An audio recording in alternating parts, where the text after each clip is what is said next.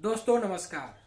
मैं सुनील चौधरी विमर्श मीडिया में आप सभी का हार्दिक स्वागत है। आज मैं बात करने जा रहा हूं 5 राज्यों में चुनाव हुए हैं और उनके एग्जिट पोल्स और उसमें चल रहे राजनीति के बारे में। तो दोस्तों सबसे पहले हम शुरुआत करते हैं राजस्थान से। राजस्थान में बीजेपी और कांग्रेस के बीच में कांटे की टक्कर है। उस कांटे की टक्कर में एक ऐसी परंपरा राजस्थान में रही है कि हर 5 वर्ष में सरकार बदलती है, लेकिन इस बार कुछ अलग दिख रहा है। इस बार लग रहा है कि अशोक गहलोत का जादू चल गया है और वहां कांग्रेस की सरकार बनती हुई नजर आ रही है।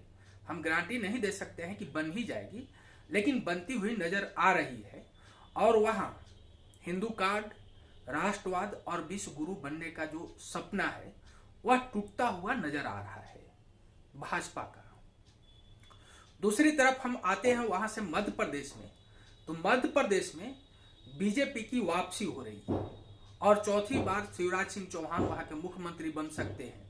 तो बीजेपी का वहां सरकार का आना, या हम कह सकते हैं कि जो राहुल गांधी, प्रियंका और कन्हैया के प्रचार चल रहा था, भारत जोड़ो यात्रा, धर्मनिरपेक्षता और मुस्लिम के पक्ष में, तो ये टूटती हुई नजर आ रही है। वहां भाजपा की सरकार बन रही है।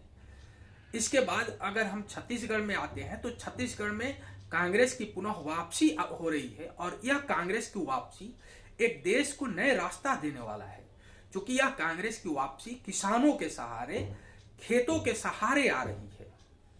वह सबसे पहले किसानों के लिए भूपेश बघेल ने काम किया है और किसानों को एमएसपी से आगे बढ़कर धान का, उपज का, फसल का दाम दिया है और उन्होंने वादा किया है कि अगर हमारी सरकार बनती है तो 3200 रुपए क्विंटल धान की खरीदारी होगी। जबकि बीजेपी का वहां चाणक्य कहे जाने वाले अमित शाह ने कहा कि 3100 रुपए पर क्विंटल की खरीदारी होगी। ये मोदी गारंटी योजना है, लेकिन लोगों ने इनके बातों को दरकिनार कर, हिंदू राष्ट्रवाद की बात को दरकिनार कर, हिंदू मुस्लिम की बातों को दरकिनार कर भूपेश बघेल को चुनने का प्रयास किया है। तो यह अगर एमएसपी जो 3200 रुपए छत्तीसगढ़ में दी जा रही है, तो यह पूरे देश में भी दिया जा सकता है और किसानों के लिए यह सबसे बड़ा आंदोलन करने का एक जगह बनाएगा और किसानों के जीवन में बेहतरी ला सकते हैं। जिस तरीके से छत्तीसगढ़ में किसानों के जीवन में बेहतरी आई है, वह बेहतरी पूरे देश में किसानों के जीवन में बेहतरी ला सकता है अगर एमएसपी पर 3200 रुपए क्विंटल धानों की खरीदारी जो अदर स्टेट में मांग की जा रही है वह होता है।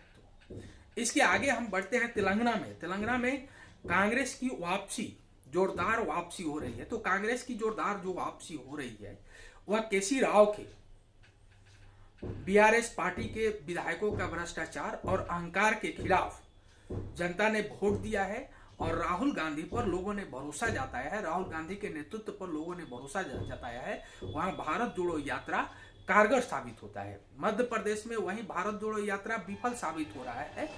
तो तेलंगाना में भारत जोड़ो यात्रा राहुल गांधी का सफल साबित हो रहा है।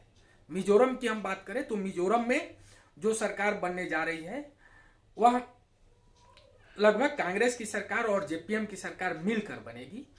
वहां मिजोरम में भाजपा आउट है।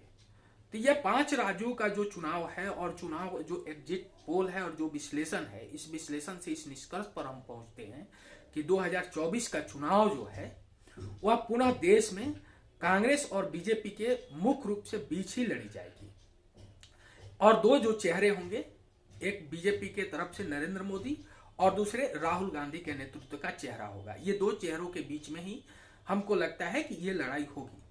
लेकिन इसके पहले अब हम इसमें राजनीति की बात करते हैं कि राजनीति क्या होनी चाहिए। तो आज भी पूरे देश में, पूरे देश के जनता की समस्या को समझने के लिए कोई रॉकेट साइंस की जरूरत नहीं है।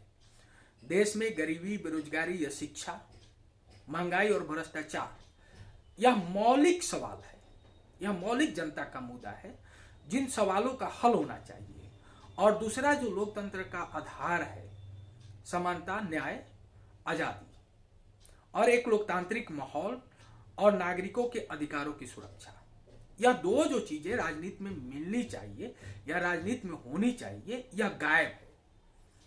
कांग्रेस अडानी पर हमला करती है, राहुल गांधी हर जगह जाके अडानी पर हमला करते हैं, लेकिन वह आर्थिक मॉडल जो अडानी को पैदा करता है उस पर कभी वह हमला नहीं करते हैं कि वह कौन सी आर्थिक मॉडल है जो अडानी जैसे लोगों को पैदा कर रही है और जनता के बीच में गैर बराबरी पैदा कर रही है। एक तरफ गरीबी और दूसरे तरफ अमीरी, एक कॉरपोरेट, और दोनों के बीच में इतनी बड़ी खाई है कि इस खाई को पाटा जाना नामुमकिन है।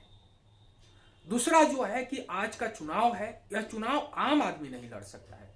आम आदमी वोट तो दे सकता है लेकिन आम आदमी चुनाव नहीं लड़ सकता है। यह चुनाव इतनी महंगी होती जा रही है और बाजारों के हवाले होता जा रहा है कि अगर चुने हुए विधायकों को हम देखें तो 90% विधायक लगभग करोड़पति होते हैं। इसका अर्थ है कि यह चुनाव जो है आम आदमी के हाथों से बाहर निकल गया है, जबकि लोकतंत्र की स्थापना अब्राहम लिंकन के अनुसार जनता के लिए, जनता के द्वारा स्थापित व्यवस्था, यह जनता के लिए हुआ था जिसमें जनता मालिक होगी। लेकिन यह जनता सिरे से गायब होती जा रही है, इस लोकतंत्र से जनता गायब होती जा रही है। तो जो चुनाव होते हैं 5 वर्षों में, वह चुनाव एक मूल्यांकन है जो राजनीतिक पार्टी 5 वर्ष काम करती है और अपने कामों को लेकर जनता के बीच में जाती है चुनाव के लिए, और विपक्ष जो उसका संघर्ष और आंदोलन करता है, उसका प्रतिरोध करता है और उसे एक बेहतर मॉडल कि हमारी अगर सरकार बनती है तो हम इस तरीके से जनता का विकास करेंगे, वह मॉडल की बात करती है। वह मॉडल वहां गायब है। इसलिए हम देखते हैं कि राजनीति जो होनी चाहिए, आज राजनीति का जो आर्थिक मॉडल है उस पर कहीं बात नहीं है, समाजवाद पर कोई बात नहीं है।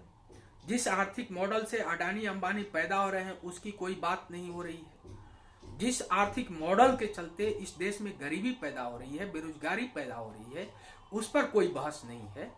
तो निश्चित रूप से राजनीति को केंद्रित होना चाहिए इस पर कि वह कौन सी आर्थिक मॉडल है जो गरीबी पैदा कर रहा है, और मीडिया से पूरी तरीके से जनता के मुद्दे गायब है, जिसे आज हम लोग गोदी मीडिया कह रहे हैं।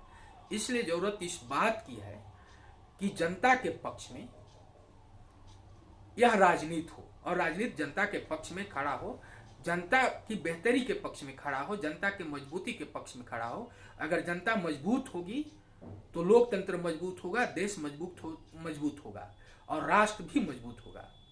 अगर एक नागरिक कमजोर होता है तो देश कमजोर होगा, लोकतंत्र कमजोर होगा, राष्ट्र भी कमजोर होगा। वह विश्व गुरु नहीं बन सकता है। विश्व गुरु बनने के लिए हमारे पास ज्ञान चाहिए, हमारे पास विज्ञान, साइंस और टेक्नोलॉजी चाहिए।